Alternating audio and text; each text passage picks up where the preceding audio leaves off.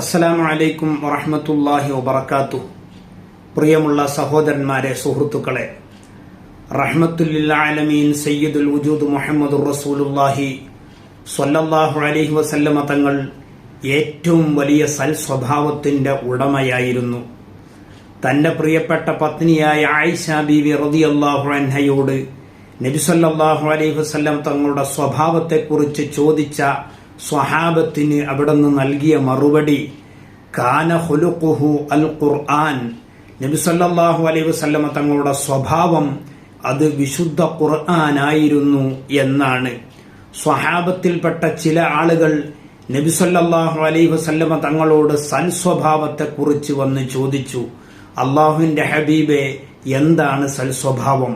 അവിടുന്ന് നബി സല്ലല്ലാഹു അലൈഹി വസല്ലമ തങ്ങൾ അവർക്ക് മറുപടി കൊടുത്തത് വിശുദ്ധ ഖുർആനിലെ സൂറത്തുൽ അറാഫിലെ 199 ആയത്തായിരുന്നു. ഖുദിൽ അഫ്വ വഅ്മുർ ബിൽ ഉർഫി വഅരിദ് അനിൽ ജാഹിലീൻ. നീ വിട്ടുവീഴ്ച ചെയ്യണം, നല്ല കാര്യം കൊണ്ട് കൽപ്പിക്കണം, ആവശ്യമില്ലാത്ത കാര്യങ്ങൾ പറഞ്ഞ് സംസാരിക്കുന്ന വിവരമില്ലാത്തവരെ തൊട്ട് നീ തിരിഞ്ഞുകളയണം.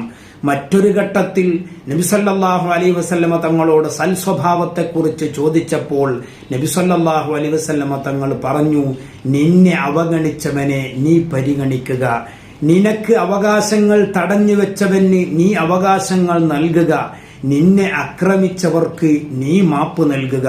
മഹാനായ നബി സല്ലല്ലാഹു അലൈഹി വസല്ലമ തങ്ങളുടെ ജീവിതഘട്ടങ്ങളിൽ പലതും ഇത് പൂർണ്ണമായി അവിടുത്തെ സ്വഹാബത്തിന് ദർശിക്കാൻ സാധിച്ചിട്ടുണ്ട്.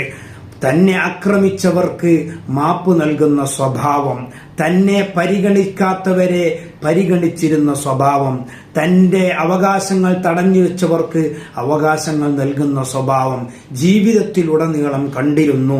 മഹാനായ നബി സല്ലല്ലാഹു അലൈഹി വസല്ലമ തങ്ങളും തന്റെ കൂട്ടുകാരനായ അനസ് റളിയല്ലാഹു അൻഹുവും ഒരു ദിവസം യാത്ര പോയി കൊണ്ടിരിക്കുമ്പോൾ അപരിഷ്കൃതനായ ഒരു ഗ്രാമവാസി മഹാനായ നബി സല്ലല്ലാഹു അലൈഹി വസല്ലമ തങ്ങളുടെ തോളിലിട്ട മുണ്ട് ശക്തമായ രൂപത്തിൽ വലിച്ചു.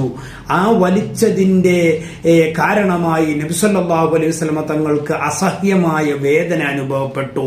മാത്രമല്ല, അവിടുത്തെ ശറഫാക്കപ്പെട്ട ശരീരത്തിൽ പാടുകൾ പ്രത്യക്ഷപ്പെടുകയും ചെയ്തു.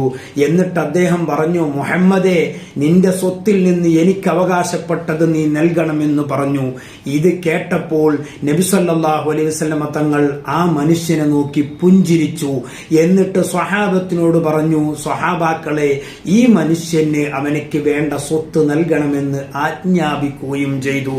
ഇവിടെ നബി സല്ലല്ലാഹു അലൈഹി വസല്ലമ തങ്ങൾ മറ്റൊരു സമീപനമായിരുന്നു സ്വീകരിച്ചിരുന്നതെങ്കിൽ എന്തായിരിക്കും അവസ്ഥ എന്ന് നമ്മൾ ചിന്തിക്കുക. നമ്മുടെ ഏതു വളർച്ചയിലും ഉയർച്ചയിലും വലിയ സ്വാധീനം ചെലുത്തുന്ന പ്രധാനപ്പെട്ട ഒരു സംഗതിയാണ് സൽസ്വഭാവം എന്ന് പറയുന്നത്. നമ്മുടെ ഉയർച്ചയും വളർച്ചയും നമ്മുടെ സ്വഭാവത്തിനനുസരിച്ചിരിക്കും. സൽസ്വഭാവികൾക്ക് ഏറ്റവും വലിയ ഉയർച്ചയും വളർച്ചയും ഉണ്ടാകും.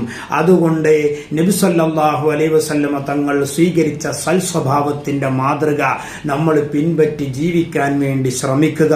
അല്ലാഹു സുബ്ഹാനഹു വ തആല നമ്മെ എല്ലാവരെയും അനുഗ്രഹിക്കട്ടെ, തൗഫീഖ് നൽകട്ടെ എന്ന് പ്രാർത്ഥിച്ച് നിർത്തുന്നു. അസ്സലാമു അലൈക്കും വറഹ്മത്തുള്ളാഹി.